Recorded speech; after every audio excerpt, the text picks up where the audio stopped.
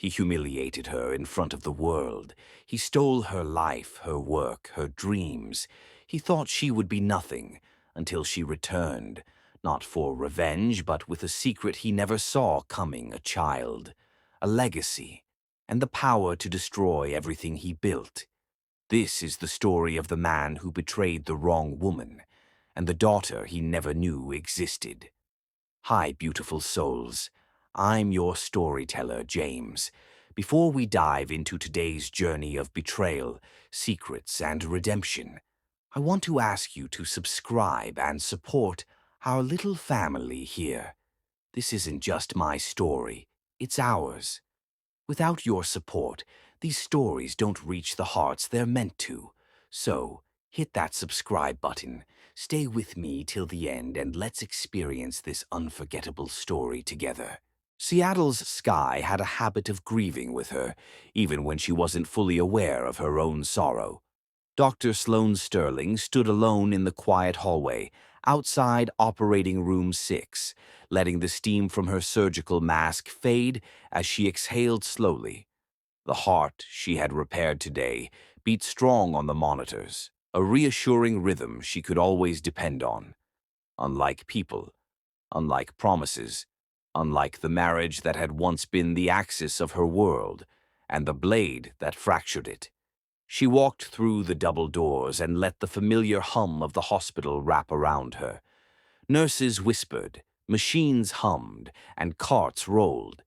But beneath all of it, she felt the strange pull of something approaching, something she couldn't yet name. A nurse she trusted, Mabel, hurried toward her, clutching a white envelope that looked too elegant, too heavy, too deliberate to belong in a hospital.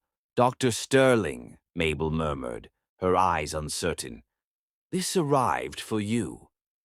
Sloane wiped her hands on her coat, hesitating only for a second. The envelope gleamed with gold edging, thick as if it held secrets rather than paper. Her fingertips tingled with a memory she never asked to revisit. She didn't want to look at the handwriting, but she did. Kaylin Vance. Her heart gave a single, sharp beat, not from longing, but from the shock of seeing a ghost scribble its name on her present. Mabel touched her arm gently. "Do you want me to throw it away?" Sloane shook her head. "No, I need to know what venom he sent this time." She stepped into her office, clicked the lock behind her, and sat at her desk. The overhead light cast a sterile glow over the polished wood surface, but the envelope held its own cold shine. Every memory she had shoved deep into the locked corners of her mind stirred. The shouting, the papers thrown on the table, his voice accusing her of choosing her career over their family, the cruel twist of fate she carried through those days like a stone. Before she slit the envelope open, she whispered, "Not today. Please, not today." But fate didn't negotiate. The gown of gold stationery inside made her hand tremble. She unfolded the invitation slowly, as though it might bite. "You are cordially invited to the wedding of Kaylin Vance and Ela Moreno." Her jaw tightened. The wedding was set to take place in San Francisco, a lavish ceremony televised for the world. His face, sharp jaw, cold blue eyes, carefully curated arrogance, would be broadcast as if he were royalty, as if the kingdom he built hadn't been stolen from the woman reading the invitation. Sloane felt her throat tighten, but she kept reading. Below the printed script was the knife, his handwriting, his cruelty, his signature brand of psychological warfare, a spectator's view for a spectator of life. Her fingers curled into her palm. That was the line that undid her. Not the wedding, not the public spectacle, not the obscene display of wealth, but the intent. He wanted her wounded. He wanted her small. He wanted her to sit quietly in the back while he paraded his new bride in front of cameras, pretending to be the man he never was. She pushed back from the desk, stood, and walked to the window. Rain streaked down the glass in thin trails, like the sky was writing its own warnings. 5 years had passed since she walked away from him. 5 years since she learned the ugliest truth, that the empire he controlled, the innovation hailed as genius, was in fact her invention, her algorithm, her idea, the digital blueprint for predicting cardiac events that she had developed in their home office, scribbling equations on scrap paper while Kaelin slept or pretended to sleep. He stole it the night before he threw her out of his life. The betrayal still had a pulse. Sloane closed her eyes. "You will not drag me back," she whispered. She folded the invitation to throw it away, but something else slipped out. Another slip of paper. Smaller, tucked under the seal, hidden like a serpent waiting for the right moment to strike. She steadied her breath before unfolding it. Just a few words, sharp, threatening. Her stomach dropped, her mind went cold, her pulse stuttered. Before she could read it a second time, a soft knock sounded behind her. "Mommy." Sloane turned. Ilara stood at the doorway, her small frame wrapped in a sunflower yellow sweater, her curls tied up in a messy bun. She hugged her hand-drawn storybook against her chest, the one filled with colorful sketches of stars, hearts, and strange machines. Only she understood, the child whose existence defied Kaelin's lie. The truth he didn't know existed. Sloane forced her breathing to slow. "Hi, honey," she murmured, kneeling down. "Did you finish your drawing?" Ilara nodded, her eyes sparkling. "I made a new picture. Want to see?" Sloane smiled and brushed a curl from her daughter's forehead. "Of course." But as Ilara opened the book to show her a brightly drawn heart machine, Sloane's gaze drifted back to the hidden note on her desk, and the words carved into it like a threat. She swallowed hard, keeping her voice steady for Ilara's sake, but her world had shifted in a single moment. A wedding invitation, a buried message, a threat disguised as a taunt, and the past, clawing its way back with teeth. Sloane closed the storybook gently. "Sweetheart, we might have to travel soon." Ilara's brows lifted. "For your work?" "Not exactly," Sloane whispered. Something flickered in Ilara's innocent expression, curiosity mixed with a quiet, intuitive alertness that always surprised Sloane. "Is it because of the man you don't like?" the girl asked softly. Sloane brushed her cheek. "Something like that." Outside, thunder cracked. Inside, Sloane Sterling stood on the edge of a storm she didn't ask for but could no longer outrun.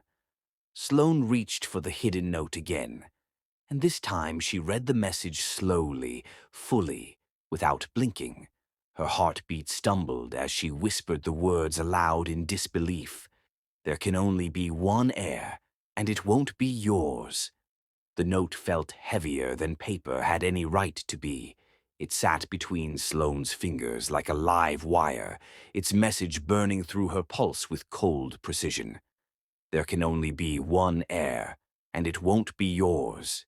For a moment, she didn't move, didn't breathe, didn't blink. Rain tapped the window behind her, but inside the room everything went still, except her heartbeat, racing like a warning drum. He didn't know about Ilara. He couldn't. The words weren't aimed at her daughter. They were aimed at something he thought she wanted, something he feared she could take territory, power, ownership of the empire he built from her stolen idea. Sloane set the note on her desk, forcing herself not to crumble it out of sheer rage. She reached for her phone, searching for the number she hadn't dialed in years, her attorney in Seattle. A quiet, relentless woman named Corinne Tate, who specialized in intellectual property and war. Corinne answered on the second ring. "You sound shaken," she said dryly. "What happened?" Sloane read the note aloud. Corinne inhaled sharply. "He sent that?" "He did." Another silence, thick, calculating. Then, "Sloane, I need you to listen carefully. There's something I didn't tell you 5 years ago because I thought it would be irrelevant, but it's not irrelevant anymore." Sloane sat down, gripping the arm of the chair. What is it?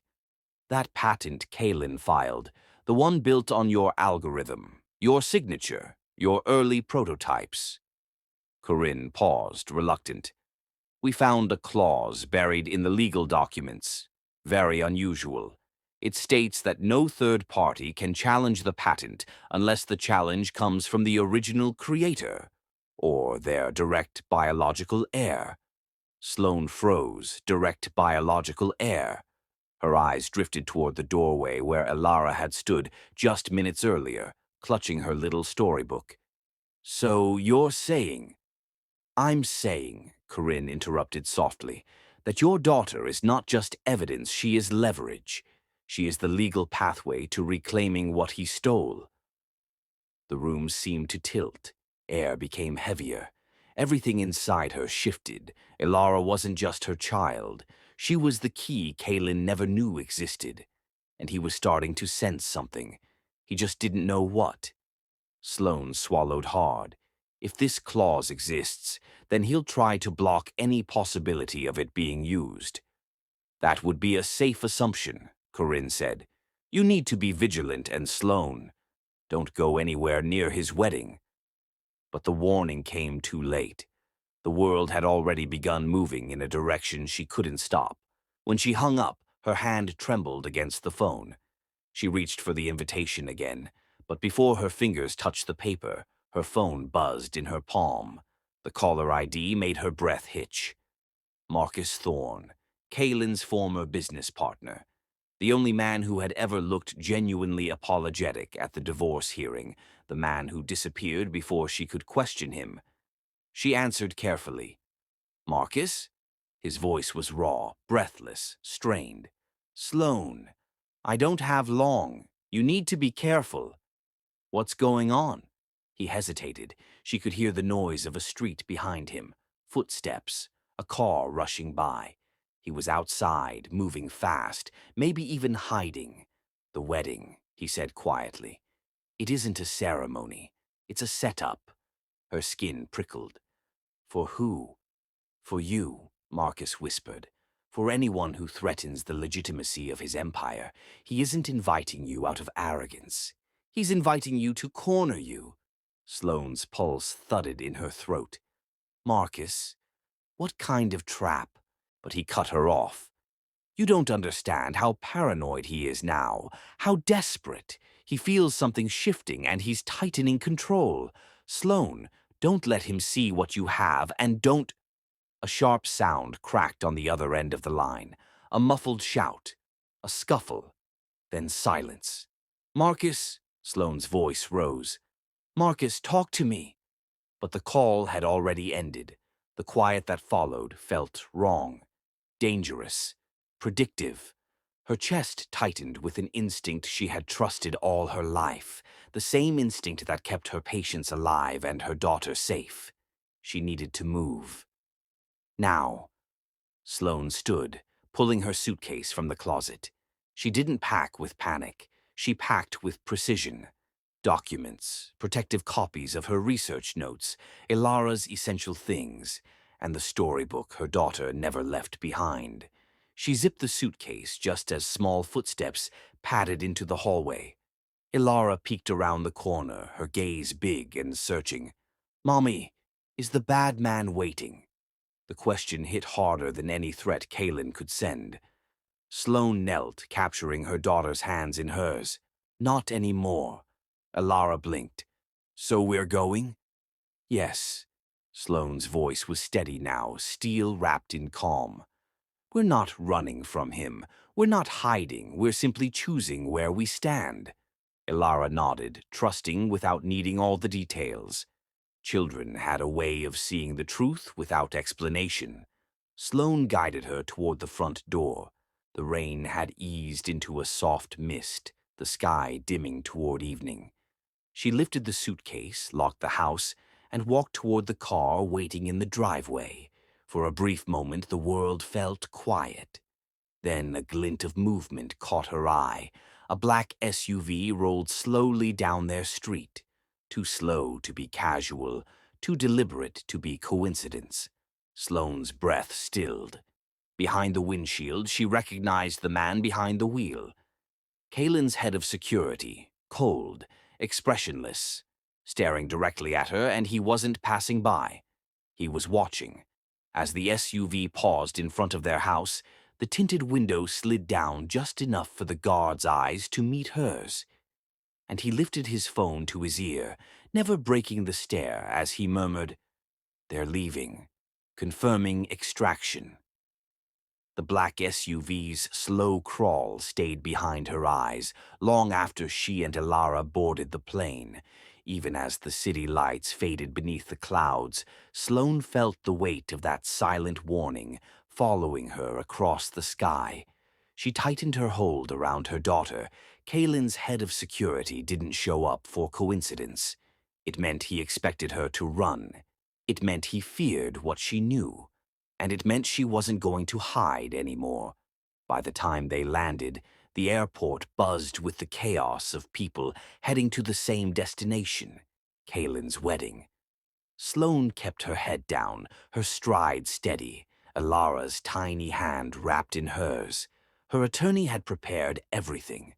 Marcus Thorne's mysterious call replayed in her head like a warning bell she couldn't silence. A trap wasn't something she could outrun. She'd have to walk straight into it, but not invisible, not shaking, not the woman Kalen destroyed.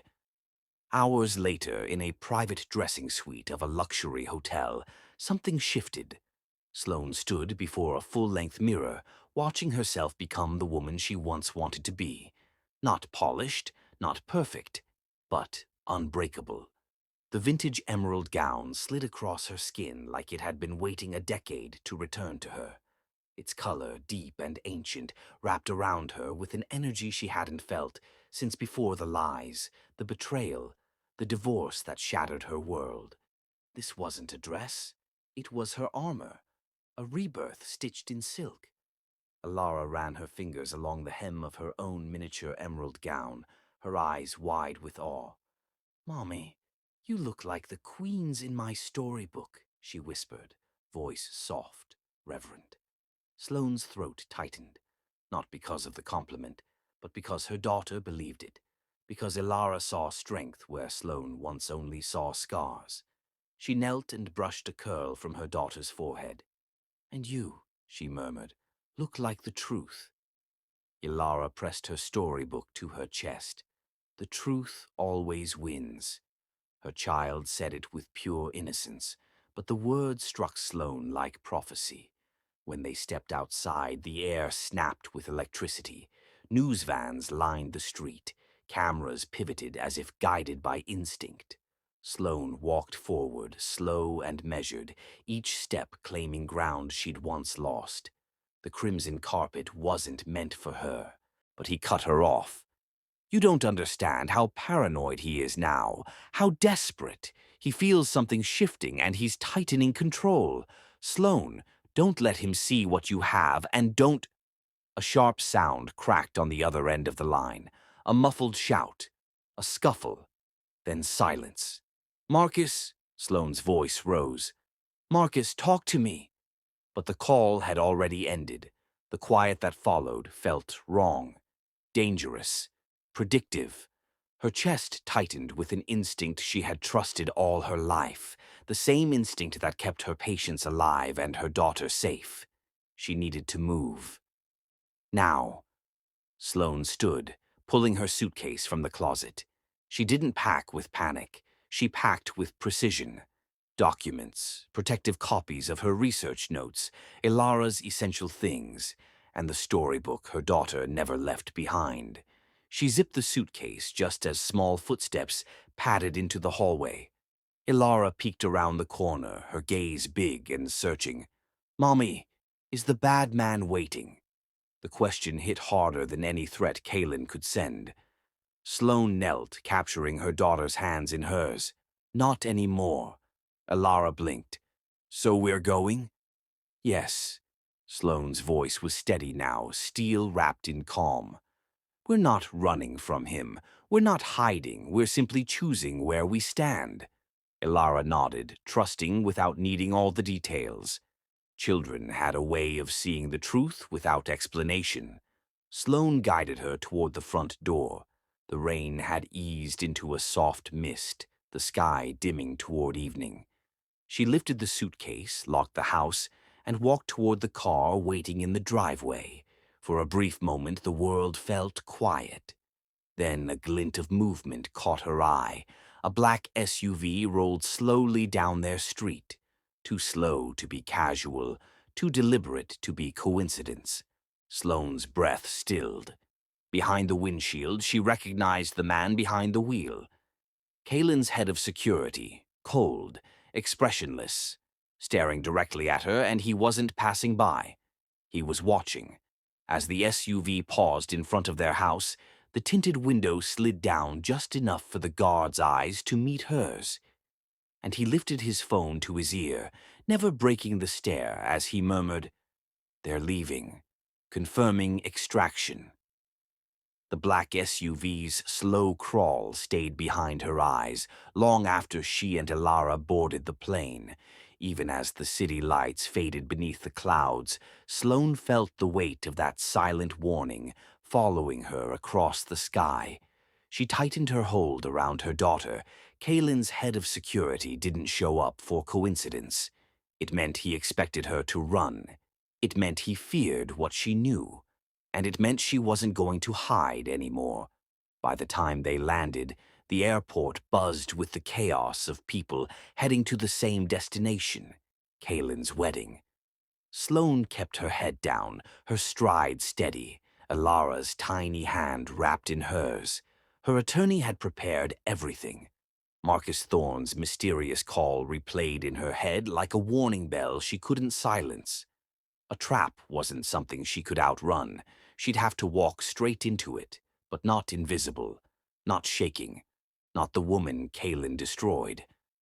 Hours later, in a private dressing suite of a luxury hotel, something shifted. Sloane stood before a full-length mirror, watching herself become the woman she once wanted to be. Not polished, not perfect, but unbreakable. The vintage emerald gown slid across her skin like it had been waiting a decade to return to her. Its color, deep and ancient, wrapped around her with an energy she hadn't felt since before the lies, the betrayal, the divorce that shattered her world.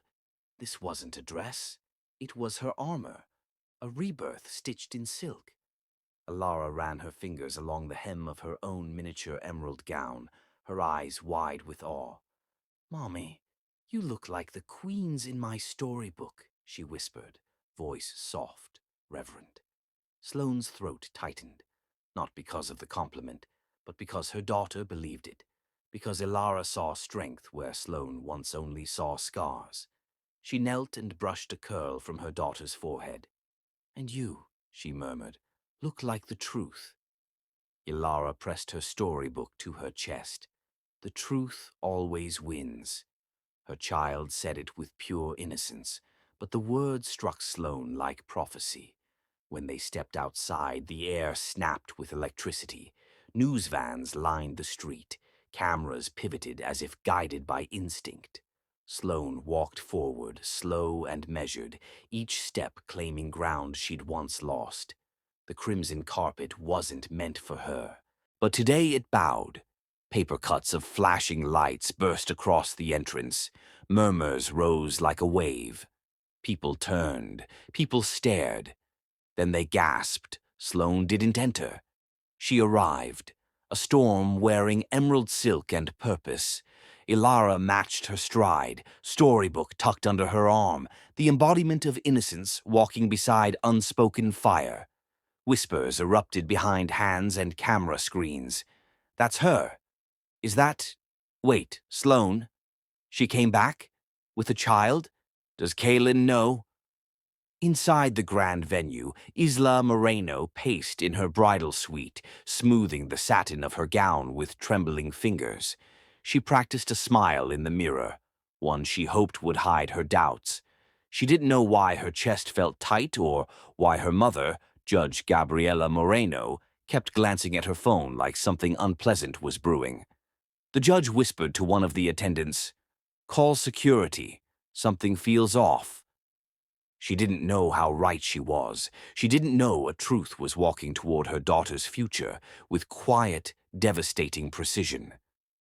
Upstairs, Kalen watched the event from a private balcony. At first, he saw only the crowd. Then the shift.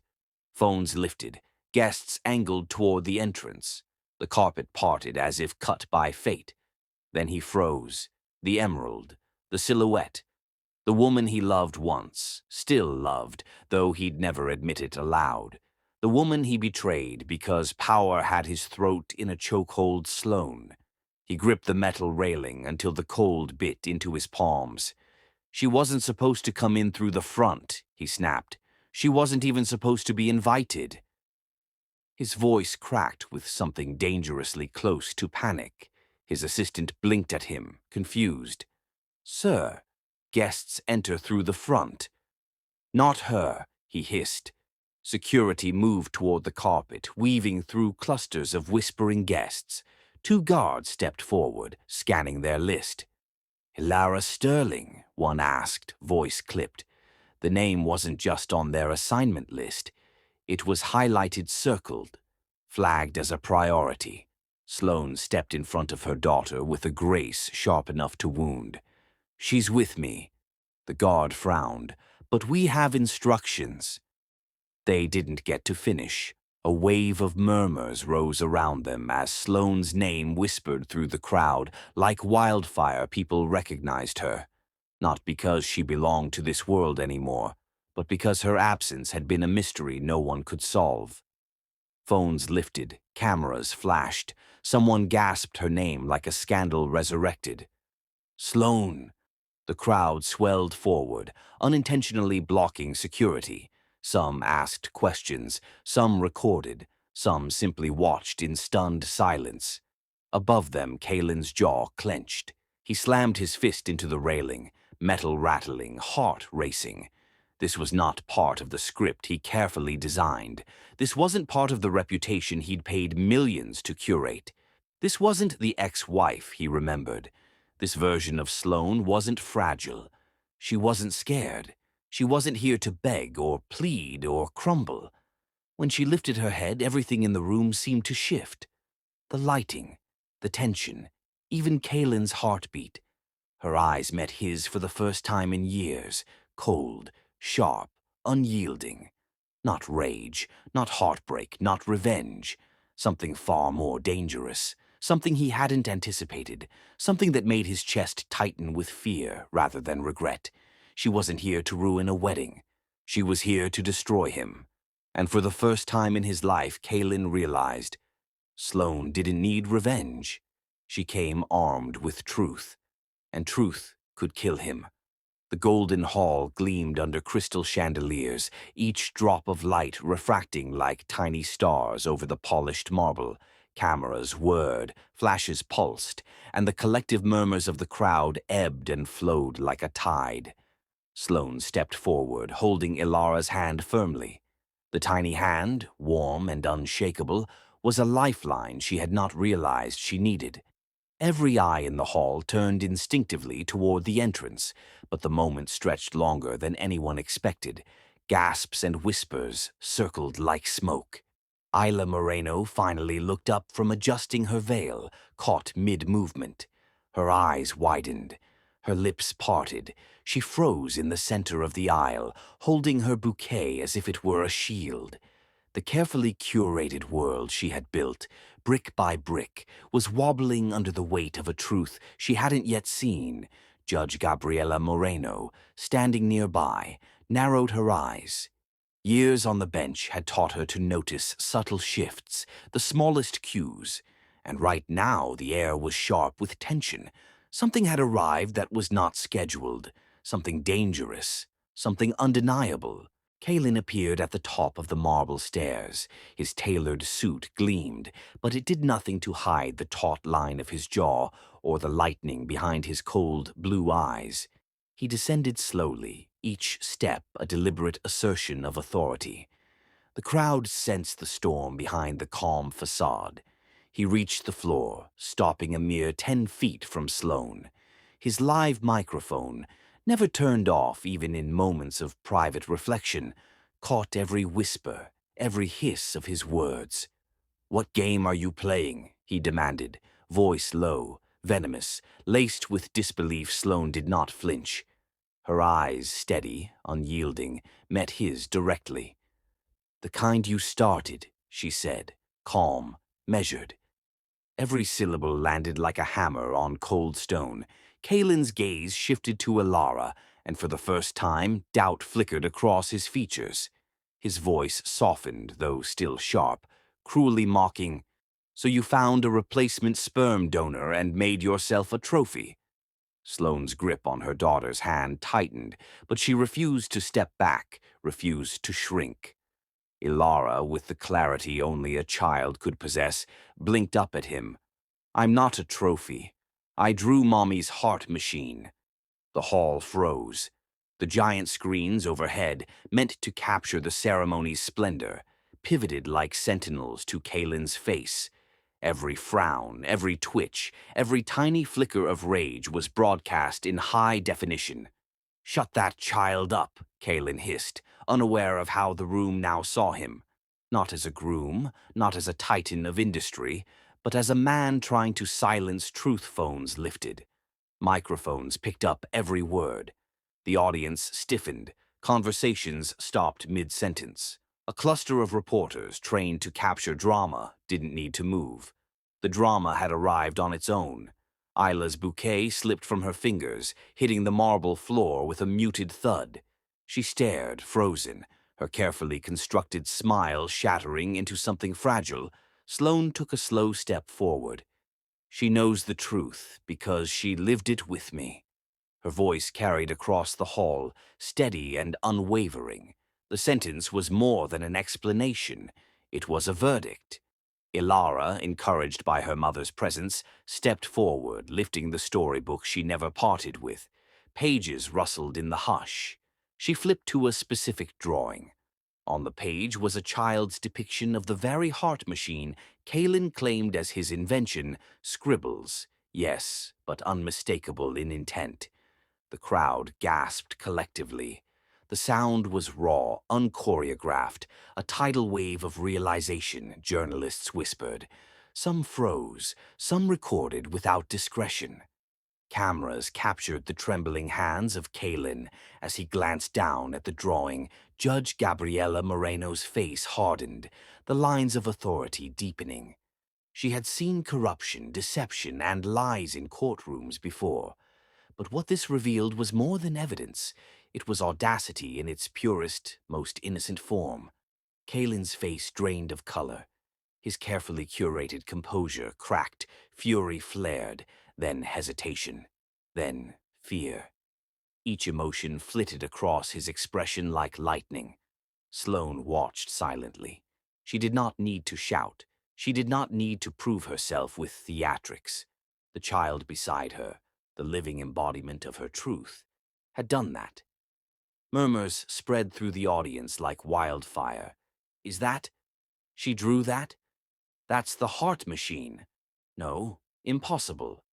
Some attendees whispered that she must have bribed someone, that this was an elaborate stunt. But the truth shone through the veneer of speculation. Isla's eyes flicked from Sloane to the drawing, then to Kalen. Her breath caught. Every instinct, every ideal she had about integrity and trust screamed at her. Sloane lifted her chin, her gaze meeting Kalen's one last time. There was no anger, no vengeance, only certainty. "I told you," Sloane said softly, almost a whisper meant only for him. "The truth doesn't need permission to be seen." Kalen's lips pressed together, his hands curling into fists at his sides. His empire, carefully built on lies and theft, now teetered in front of hundreds of witnesses. His public image, his credibility, his control, all slipping through fingers he thought were invincible. Ilara, oblivious to the full weight of the moment, clutched her storybook tighter. She didn't yet know she had become a weapon. She only knew she had helped her mother, and that was enough.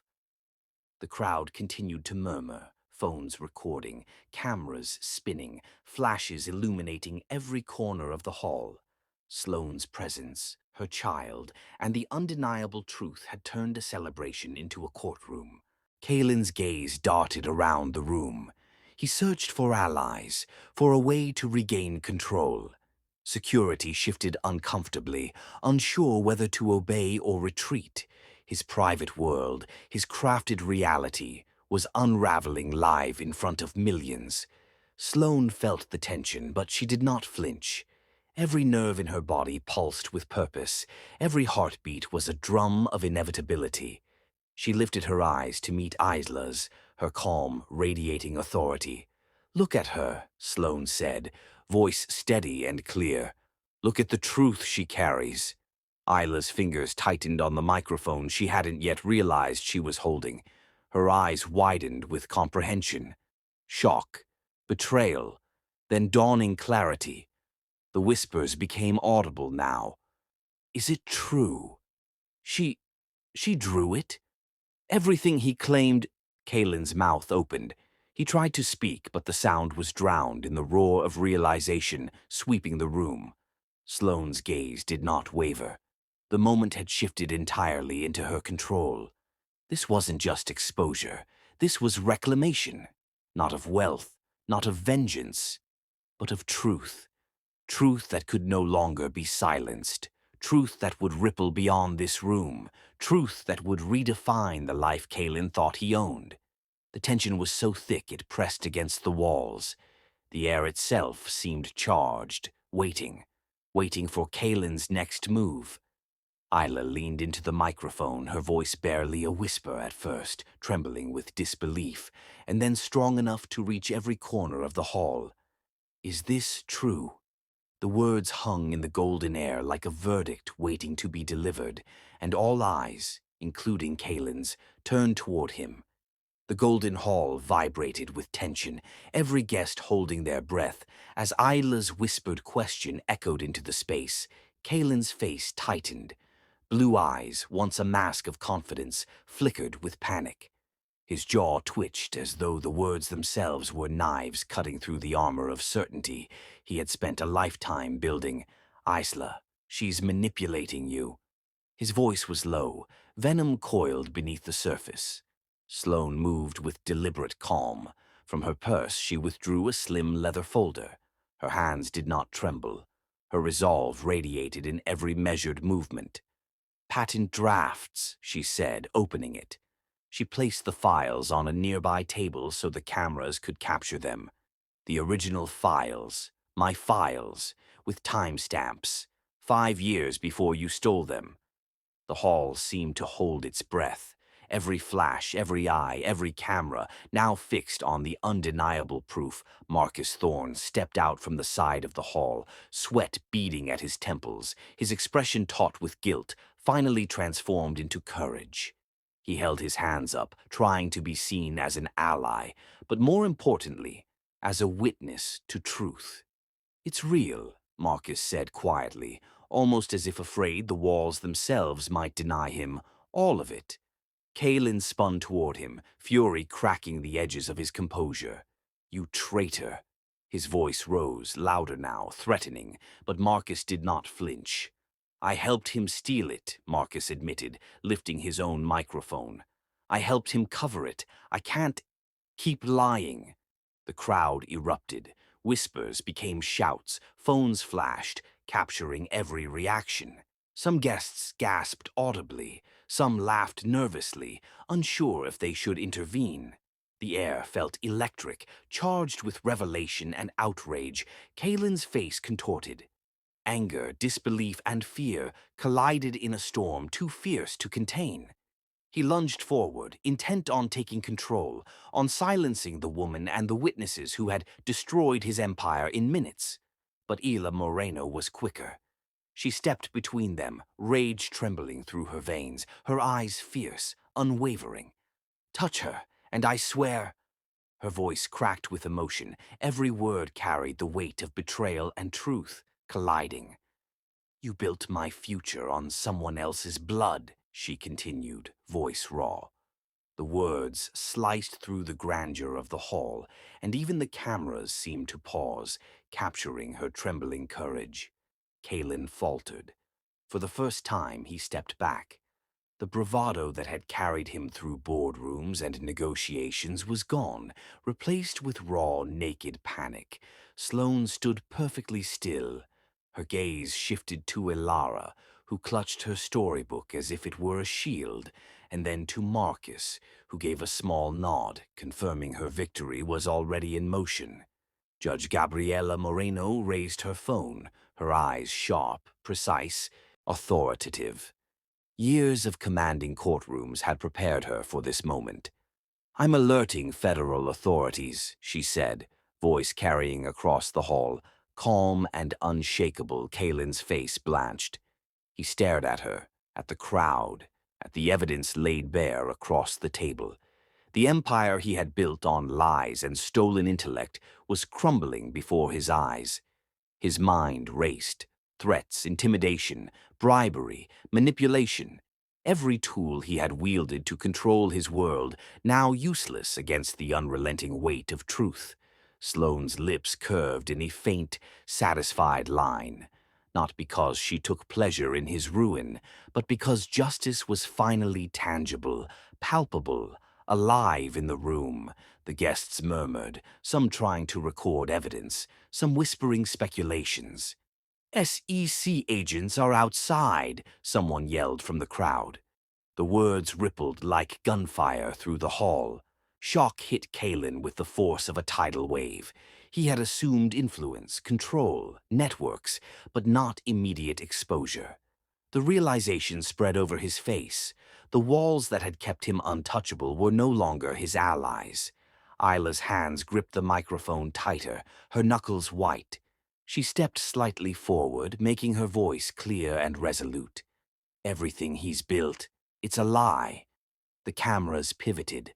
The flashes stuttered in disbelief. Reporters whispered frantically to each other. The wedding guests, many of whom had admired him, now recoiled in stunned silence. Marcus took another step forward, the burden of years of guilt finally lifting. "I should have come forward earlier. I should have spoken the truth. But I stayed silent. I helped him. I covered for him. I cannot undo the past, but I can set it right now." Kalen's hands rose, half in protest, half in disbelief. His blue eyes darted to the patent files, to the storybook in Ilara's small hands, to the judge holding her phone. Every angle, every escape route he had calculated had vanished. Ilara looked up at her mother, her eyes wide but unwavering. She didn't understand the complexity of patents or corporate theft, but she understood victory. She understood justice. And she understood her mother's strength. The crowd's whispers grew louder. Cameras captured every flicker of Kalen's panic. The Golden Hall, once a symbol of opulence and celebration, now felt like a courtroom, a stage for accountability. Sloane's voice, steady, resonated through the room. "This ends today. No lies, no theft, no empire built on deceit. The truth is all that matters." Kalen staggered back as if struck. His carefully constructed world disintegrated around him. Brick by brick, guests whispered, some filming, some gasping audibly, some freezing in awe. The word truth seemed to hang above the hall like a hammer waiting to fall. Judge Gabriela Moreno tapped the screen on her phone, her finger poised. Every second counted. Sloane stepped forward, raising her head higher, looking out across the stunned audience. Her emerald gown shimmered in the chandelier lights, a living banner of resolve. Even in that moment, Kalen's mind ran frantic calculations. Damage control, reputation management, escape, bribery, threats. None would suffice. Isla remained at Sloane's side, her expression hardening. She realized she had been building her dreams atop someone else's theft, and now she faced a choice. Remain silent, complicit, or stand with truth. Her choice was clear. The murmurs escalated to shouts as someone in the crowd yelled, SEC agents are outside. Every head turned, every heart skipped a beat. Kalen's face drained of every color. He realized the empire, the kingdom he had built, was collapsing not from outside force, but from inside exposure. Every lie, every theft, every betrayal laid bare in front of the world. Sloane's hand brushed against Ilara's, tiny, small, grounding. Ilara didn't flinch. She held her storybook tighter, the weight of years of truth in her small hands. Marcus adjusted his tie, squared his shoulders, and prepared for what he knew was inevitable. The Golden Hall, once alive with pomp and anticipation, now trembled under the tension of revelation and impending justice. Kalen's voice caught, "No, this can't," but the words fell flat, lost among the rising chorus of whispers, gasps, and the clicking shutters of cameras documenting the moment the world changed. The weight of truth pressed down on him. Heavy, unavoidable, unstoppable. The silence between moments felt infinite.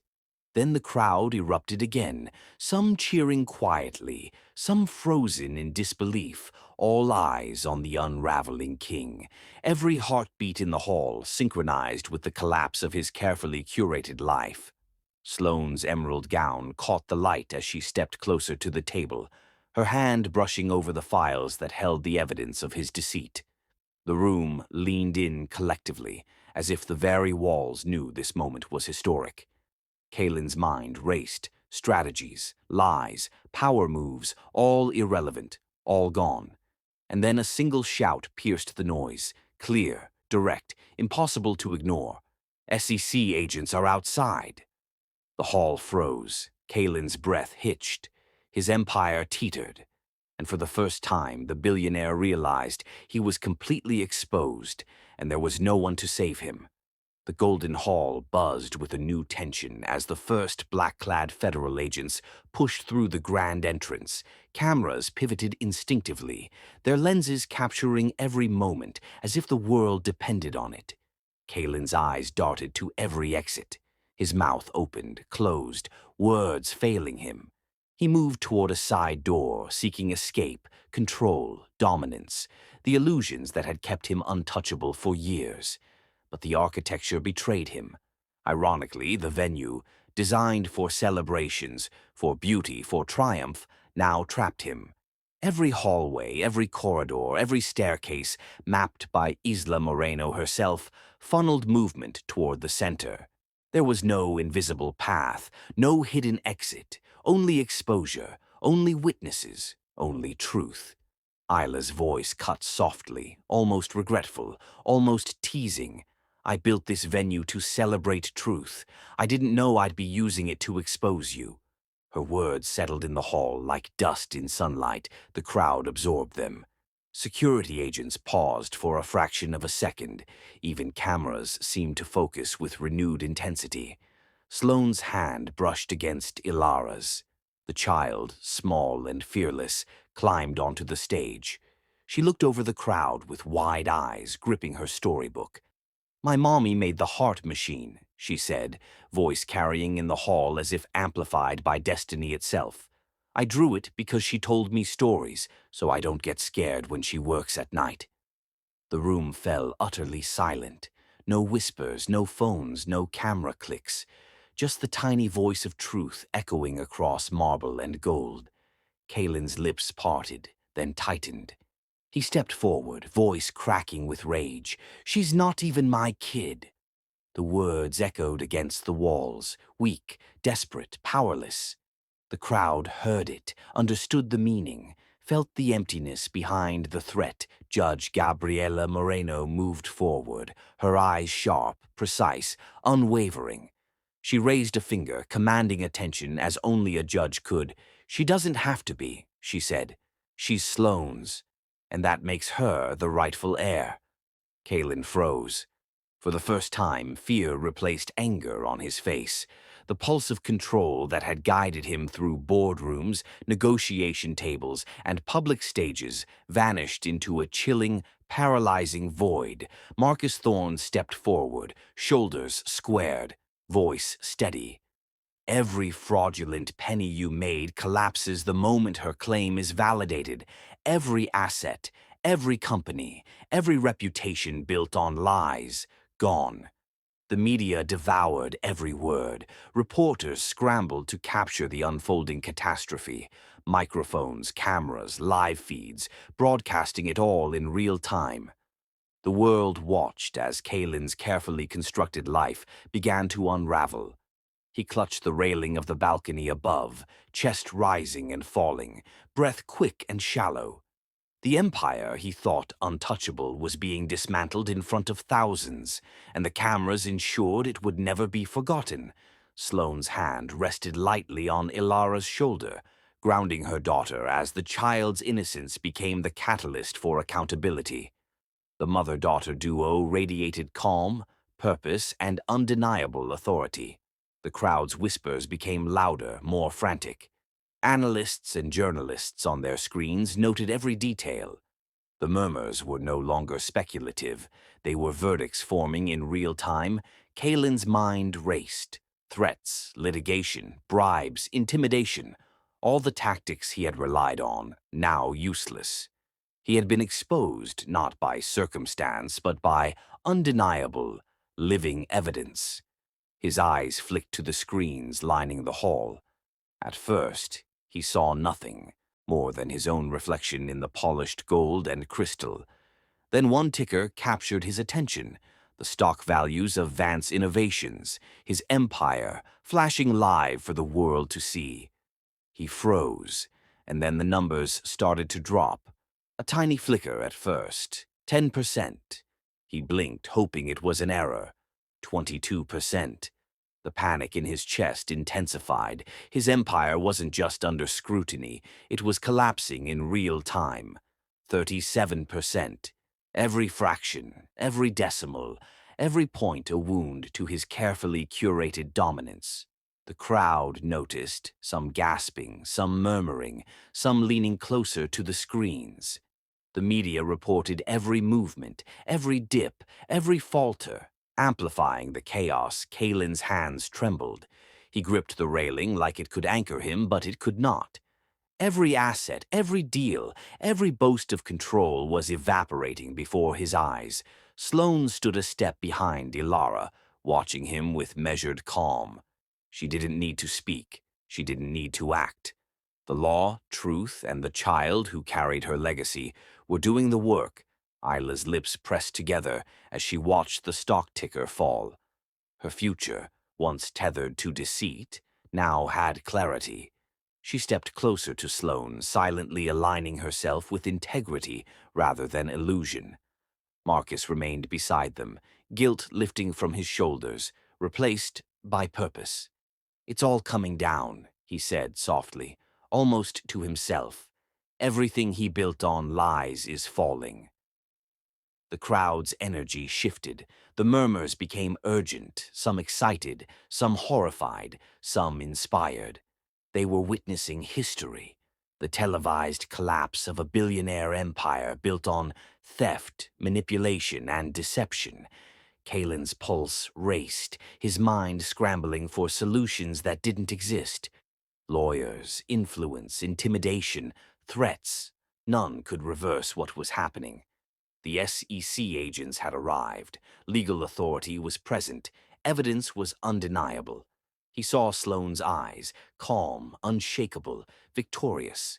He saw Ilara, small but radiant, the embodiment of truth. Every instinct screamed to flee. Every impulse screamed to fight. Every ounce of control he thought he possessed slipped further away with each tick of the live stock feed. The ticker numbers continued their unforgiving descent. The empire that had defined his identity, his power, his existence, falling. Kalen's chest heaved, sweat slicked his brow. The Golden Hall, once a palace of celebration, had transformed into a theater of ruin.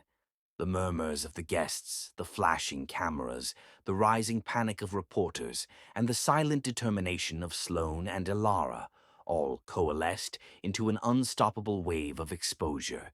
Every tactic he had relied upon in his life was now irrelevant. The empire, the legacy, the myth, none of it mattered. He stumbled backward, eyes darting between the crowd, the screens, the agents, and the woman who had destroyed everything he thought untouchable. Sloane did not move. Her emerald gown shimmered, her expression calm but fierce. She did not gloat. She did not scream. She simply stood, anchored by truth and the living testament beside her. Alara raised her storybook slightly, as if to punctuate the moment.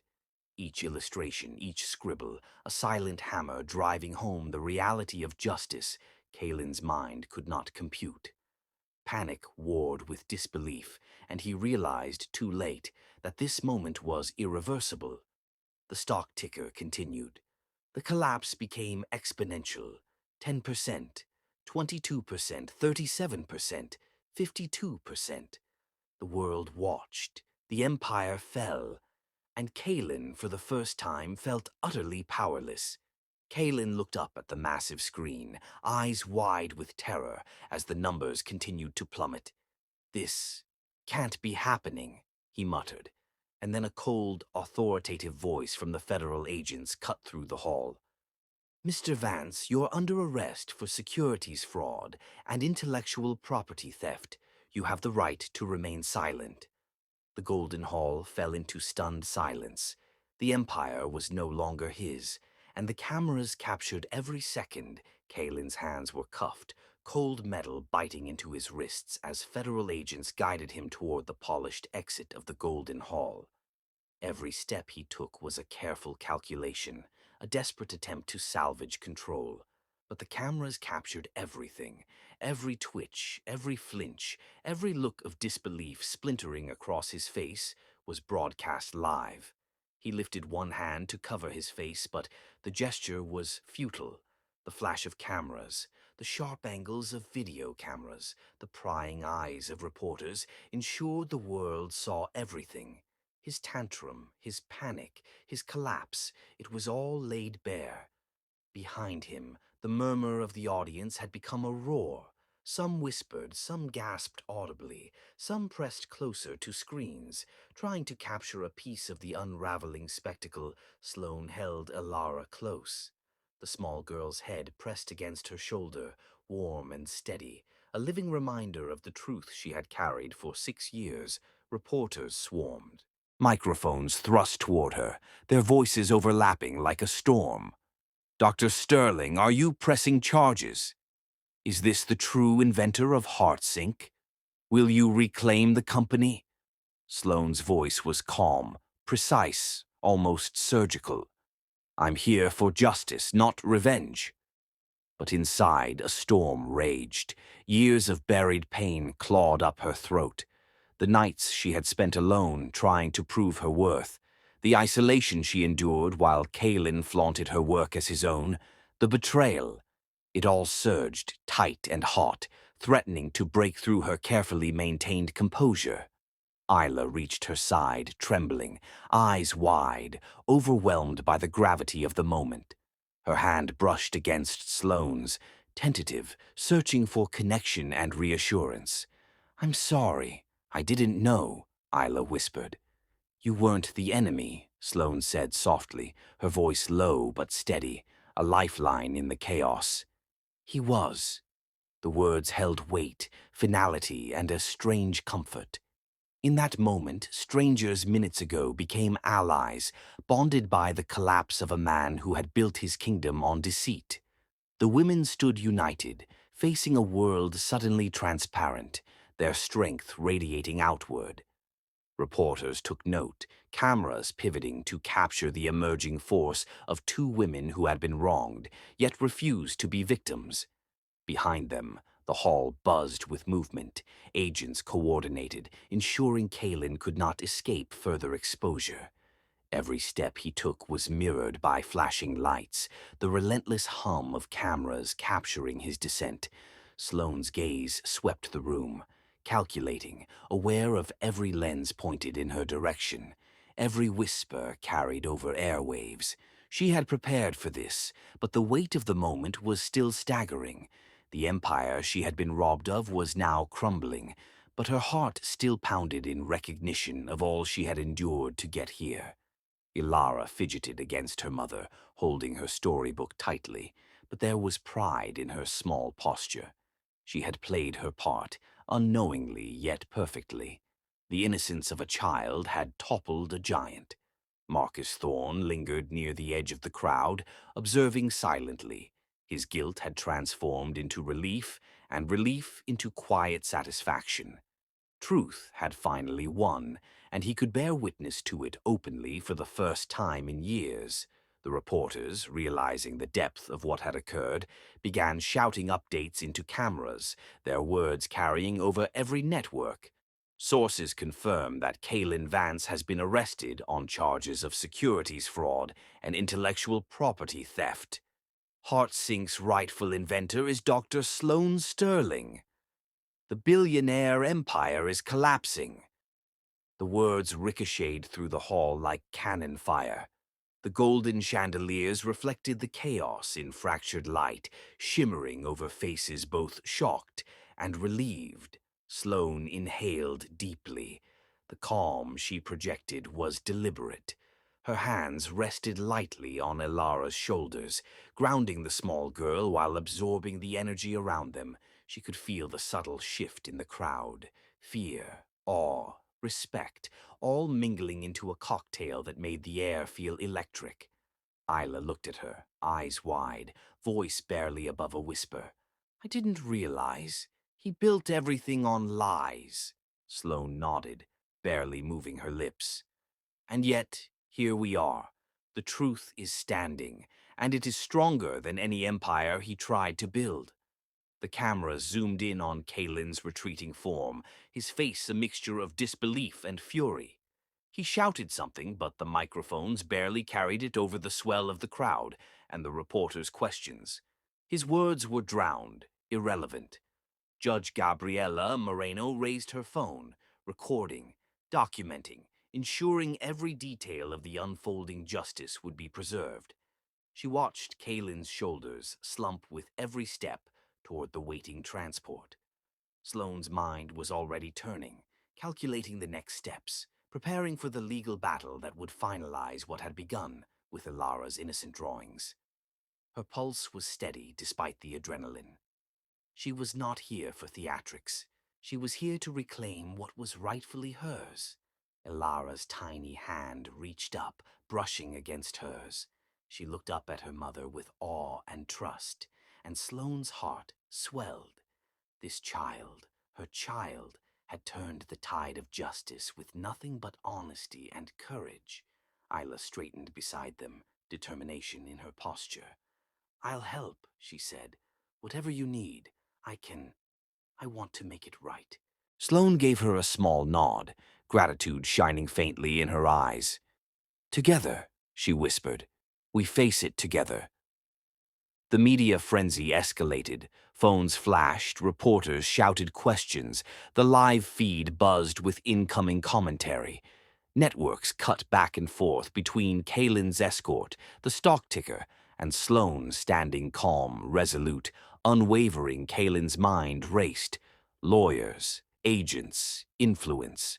He tried to calculate the next move, any loophole, any escape. But every door closed as federal agents ensured containment. The whispers in the crowd grew louder, rumors spreading like wildfire. "They're freezing his accounts. His assets are gone.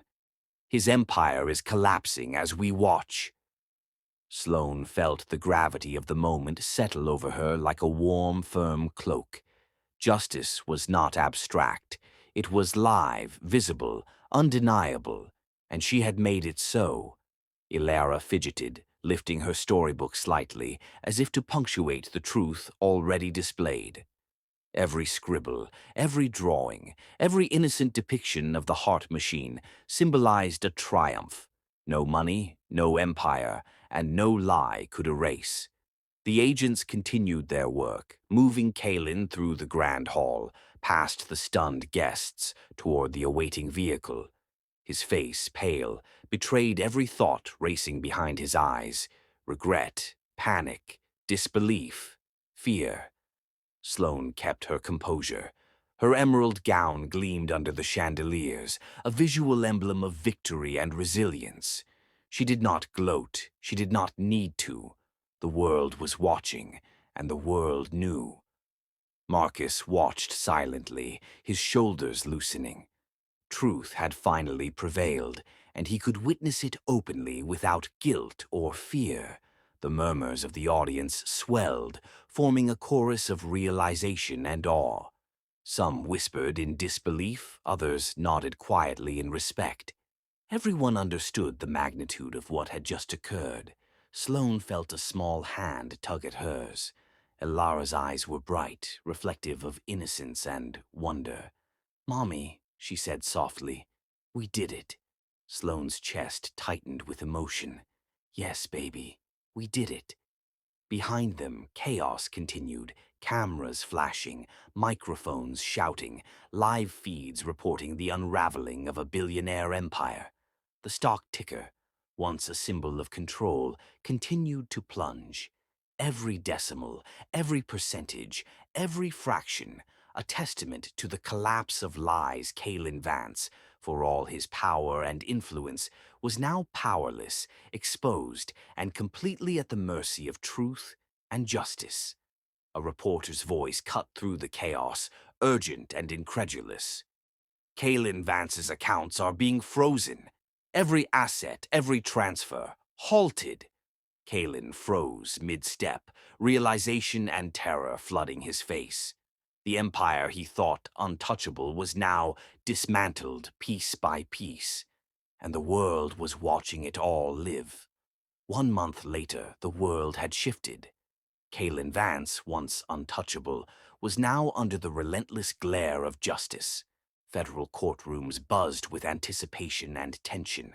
Every seat filled, every microphone active, every camera rolling. News crews lined the halls, broadcasting live updates. The walls seemed to pulse with expectation. Kalen sat in the defendant's chair, shoulders tight, jaw clenched, eyes darting as if searching for an invisible escape route. His empire, his power, his identity, all dismantled, left him fragile in a way he had never imagined. Gabriela Moreno led the prosecution. Her presence was commanding, her voice a precise instrument. Every word struck like a scalpel, cutting away the layers of deceit Kalen had wrapped around himself. She had known deception before, but this was monumental. Fraud, intellectual property theft, falsifying disclosures, all meticulously documented, all undeniable. Marcus Thorne was called first. He rose, visibly trembling, sweat beading at his temples. The weight of truth pressed down on him, heavier than any consequence he feared. He took a deep breath, facing Kalen, facing the courtroom, facing the world. "I was complicit," Marcus began, voice shaking. "I helped him steal the work of Dr. Sloane Sterling. I covered it up. I allowed it to flourish while I remained silent. And I am truly sorry." He broke down halfway through, tears streaking his face, shoulders shaking as he recounted every falsified document, every suppressed email, every lie he had perpetuated. The courtroom was silent, hanging on every word, every confession. Kalen's face twisted with anger, disbelief, and something darker, panic. He wanted to shout, to stop Marcus, to reclaim control. But every microphone, every camera, every attentive ear ensured that no attempt would succeed. His power had evaporated. Sloane was next. She rose calmly, shoulders straight, emerald gown catching the light of the courtroom. Every eye was on her. Reporters leaned forward, cameras zoomed, journalists whispered as they typed. But she did not waver. She presented medical files, patent drafts, handwritten notes, algorithmic calculations, evidence of years of invisible labor stolen by the man she once loved. Her voice, clear and measured, cut through the tension. Every sentence emphasized truth over emotion, facts over spectacle. "Everything you see here," she said, "was my creation, my research, my work, and it was taken from me, not for collaboration, not for partnership, but for exploitation." The courtroom absorbed it like a tidal wave. Investors began contacting the SEC, boards quietly arranging firings, and the press amplified every moment. The man who had once been untouchable now faced exposure, accountability, and complete professional ruin. Kalin's defense team faltered. Every argument was met with evidence. Every claim of originality was disproven. Every attempt at blame was countered by Marcus's testimony and Sloane's unassailable documentation. The outside world responded in real time. His board of directors officially fired him. His private penthouse was seized under pending litigation. His private jet grounded.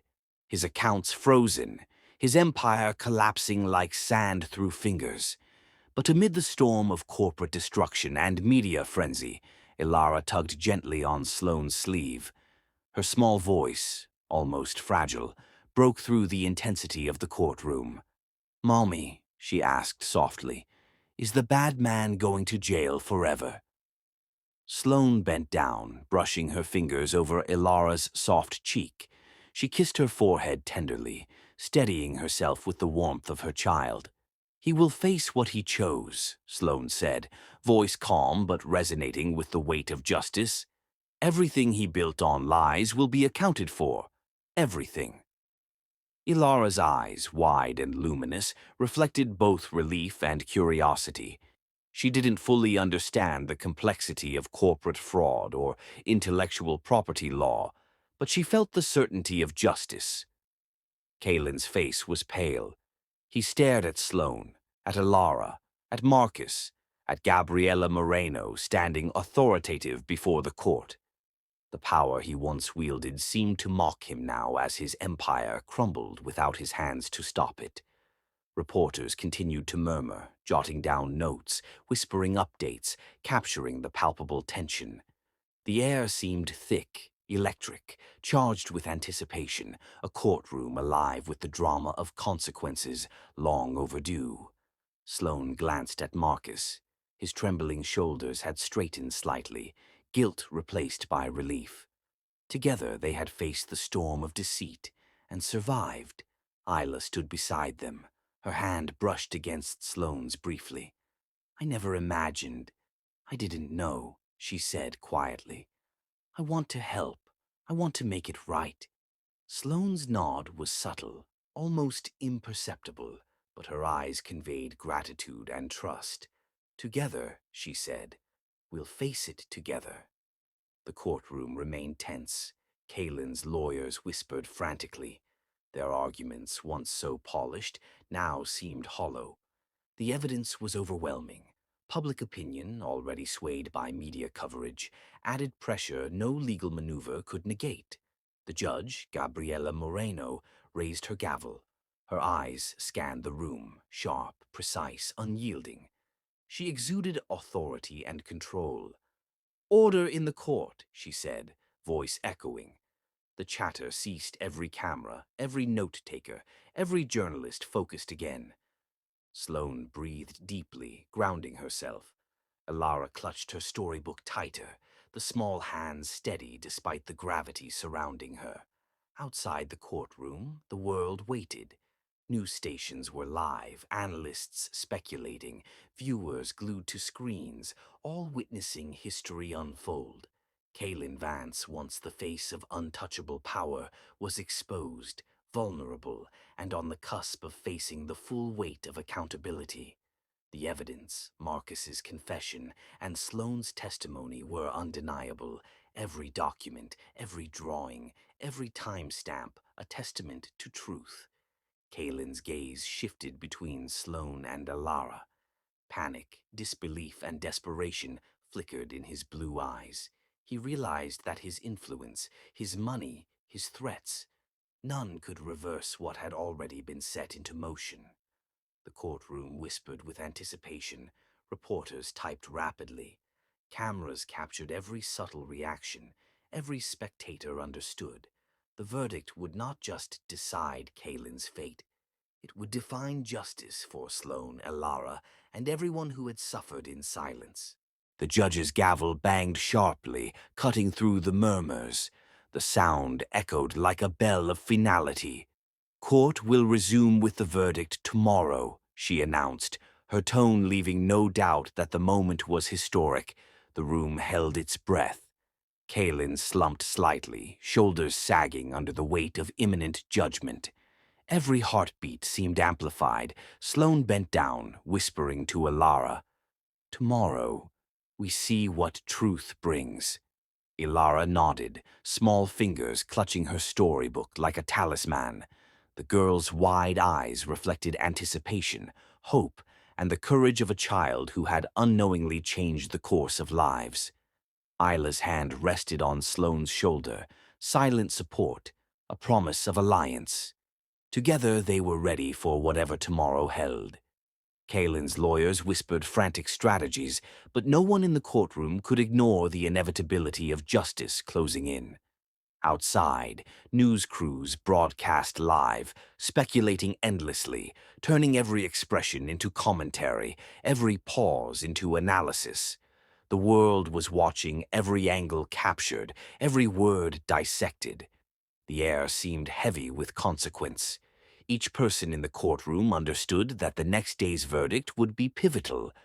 Kaylin's empire had collapsed, his influence shattered, and the man who had believed himself untouchable now faced judgment from the law, the public, and the undeniable proof of his own deceit. Sloane held her posture, calm, measured, radiating quiet strength.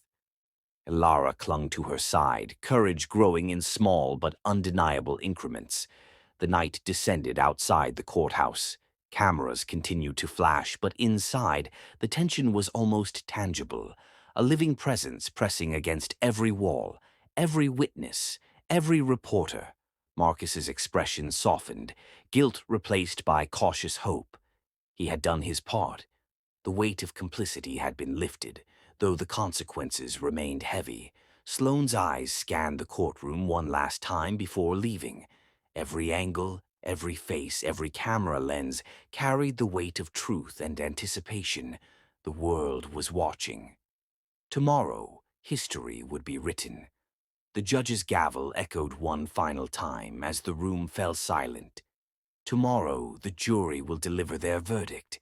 The fate of Kaylin Vance and the legacy of Dr. Sloane Sterling hangs in the balance.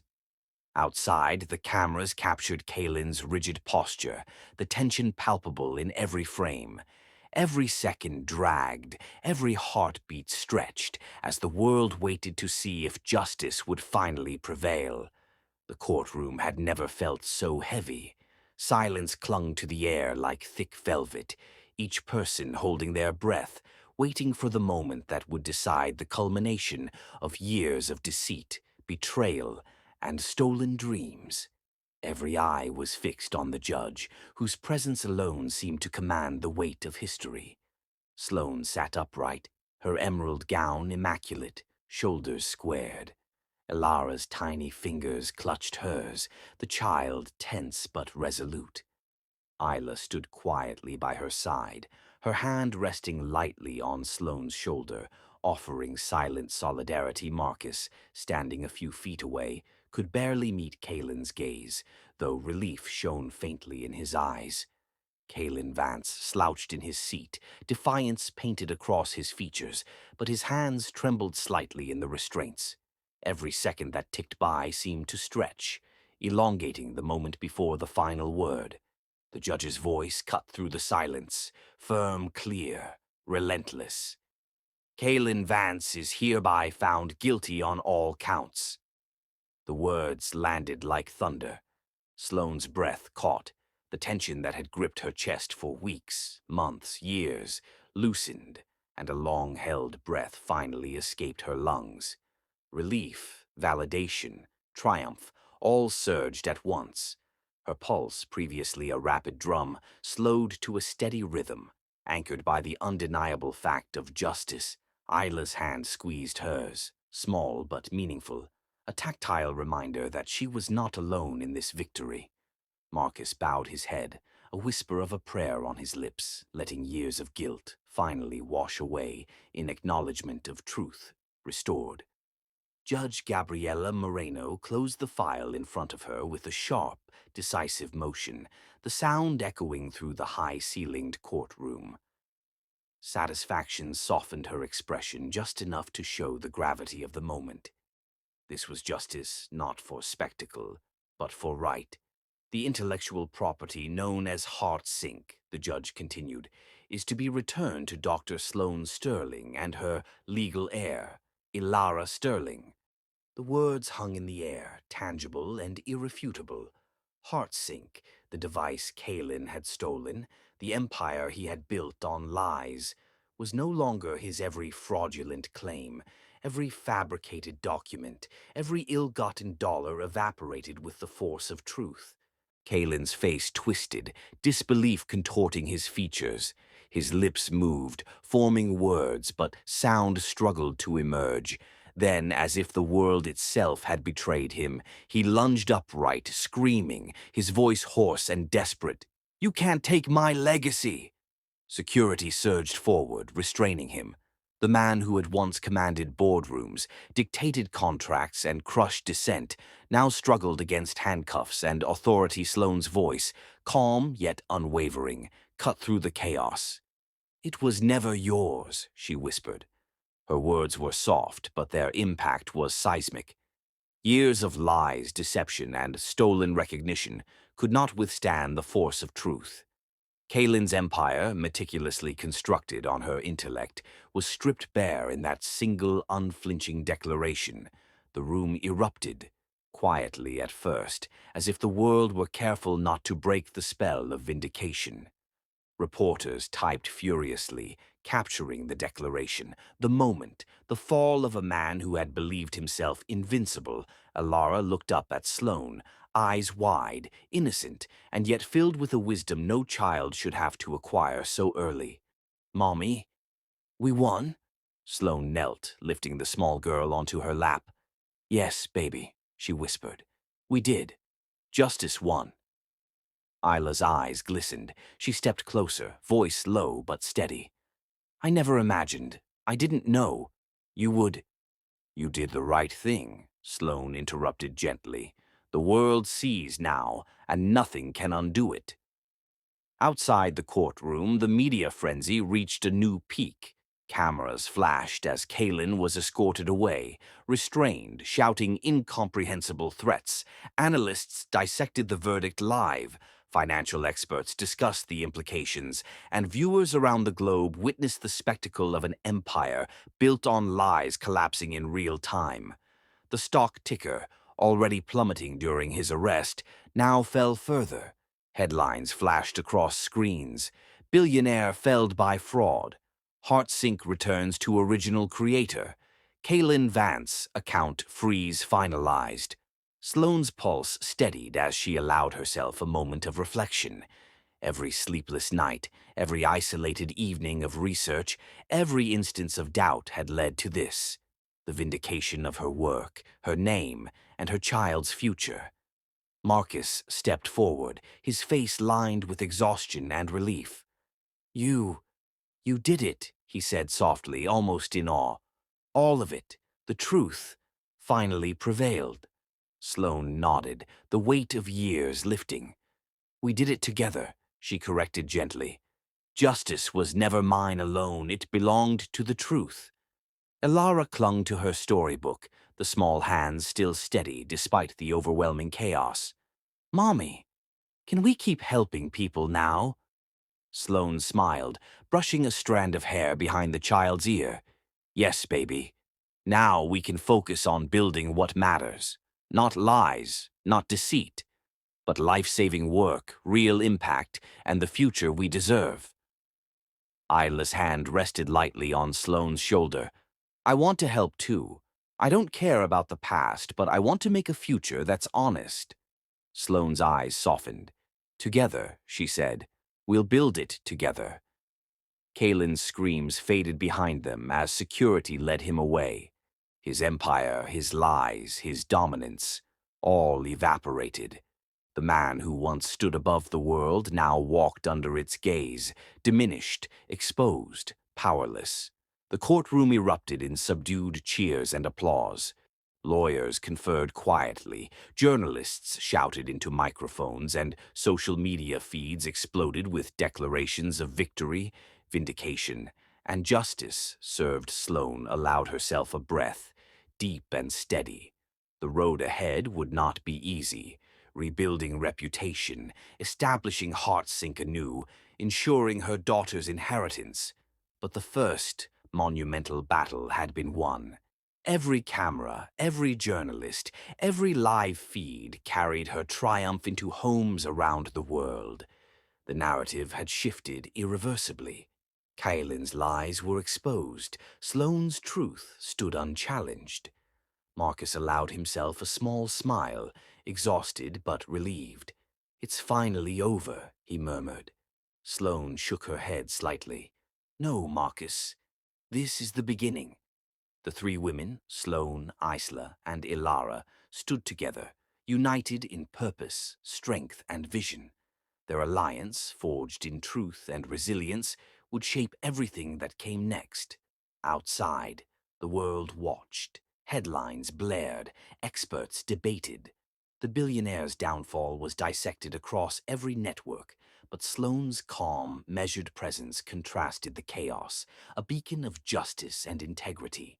The gavel's echo had faded, but its impact reverberated globally. Kalen Vance's legacy was stripped, his name forever associated with deceit. Heartsink was restored, Sloane's rightful place reclaimed. And in the quiet moments when the cameras lowered, the microphones silenced, and the courtroom emptied, Sloane allowed herself a small, private smile. Victory was hers, but responsibility remained.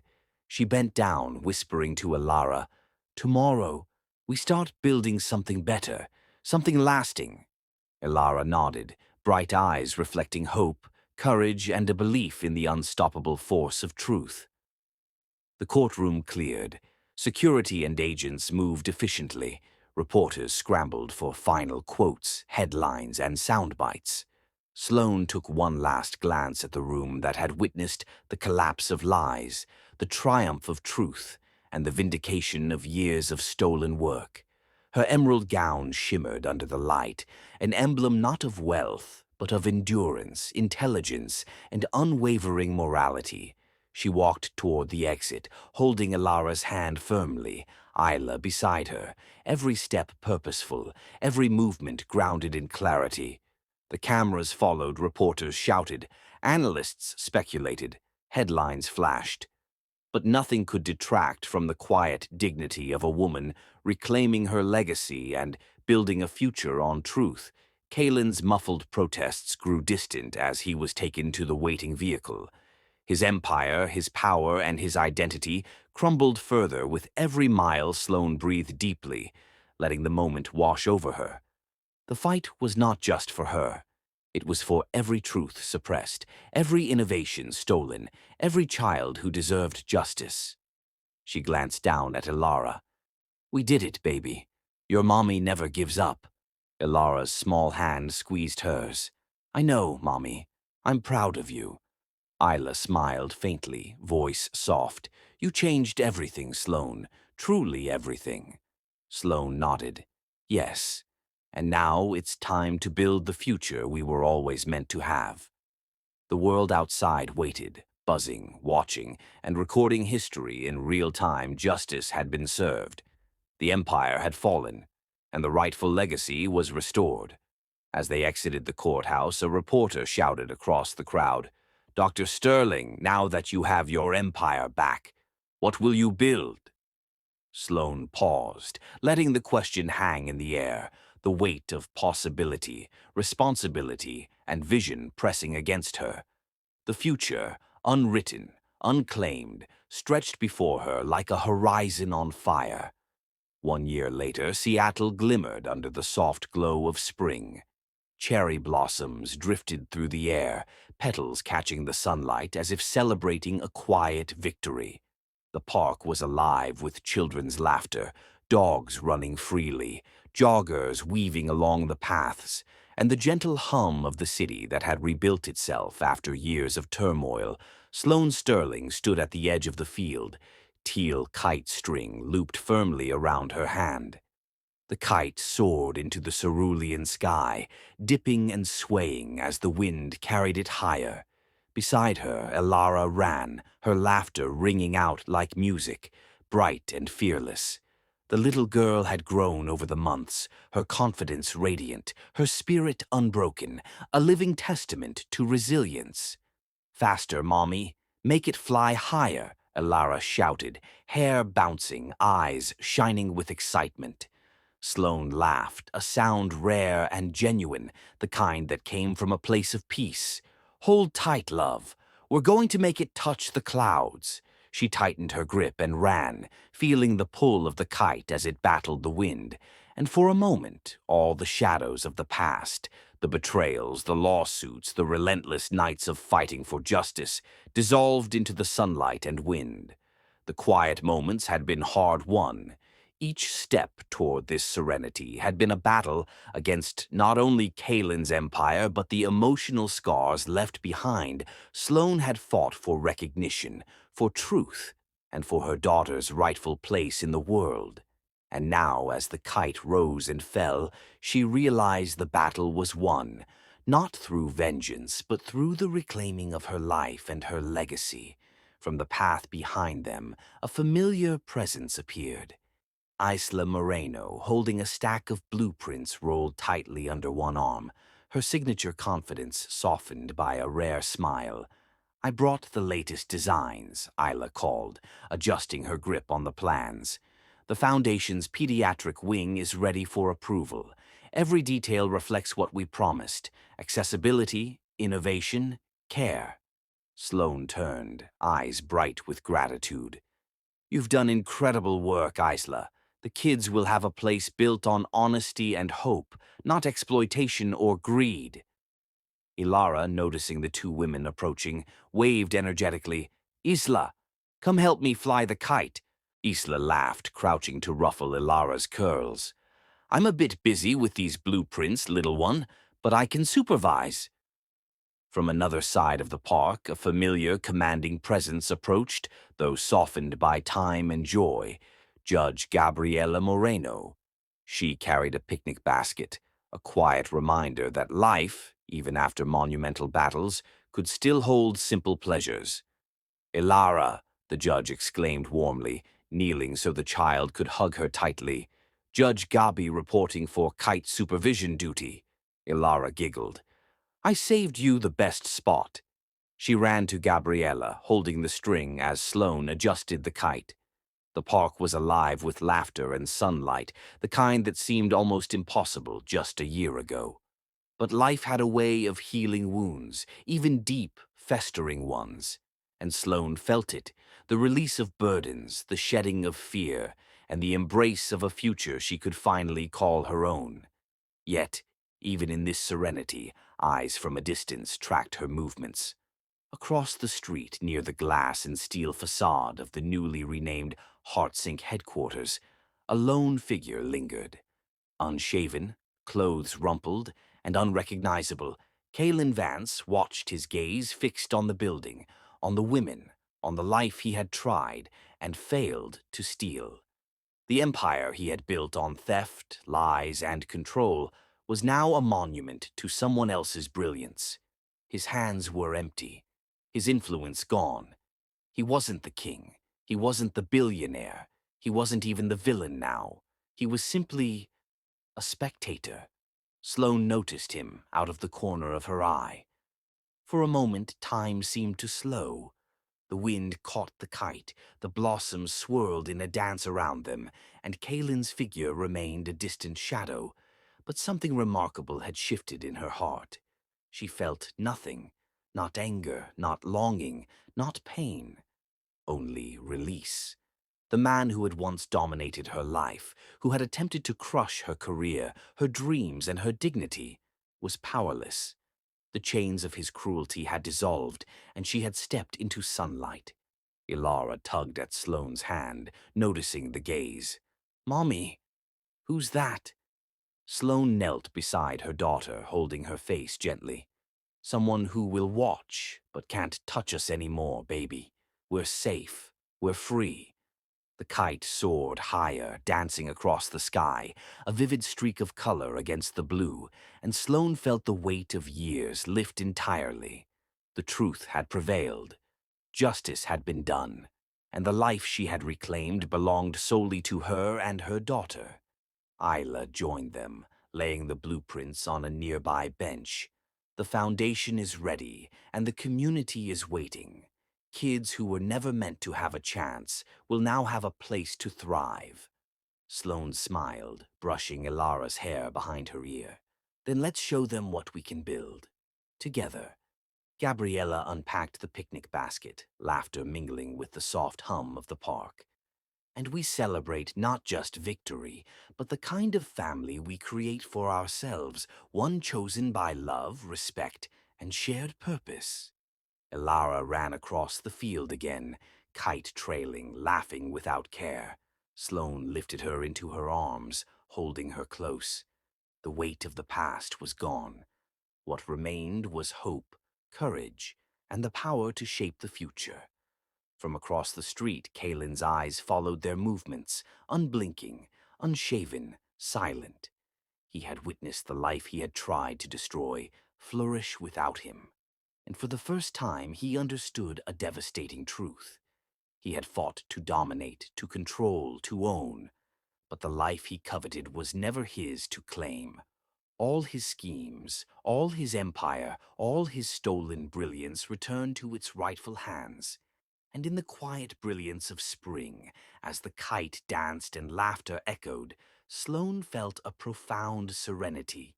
She did not look back. She did not hesitate. She moved forward, her daughter in her arms, her allies at her side, the foundation of her new life already taking shape. This was not just victory. This was freedom. This was a new kind of family. And as Sloane walked away, her heart light, her gaze steady, and the city blossoming around her, Kalen Vance remained across the street, watching, helpless, forgotten, the cruelest truth settling into him like ice. The life he tried to steal had never belonged to him. Ilara looked up at Sloane, eyes sparkling. "Mommy, what will we build first?" Sloane smiled, tightening her grip around the storybook in Ilara's hand. "Something that changes lives," she said softly. "Something the world has never seen before." And with that, they walked toward the horizon, the kite dancing above them, the blossoms swirling, and a legacy of truth, courage, and love unfolding with every step.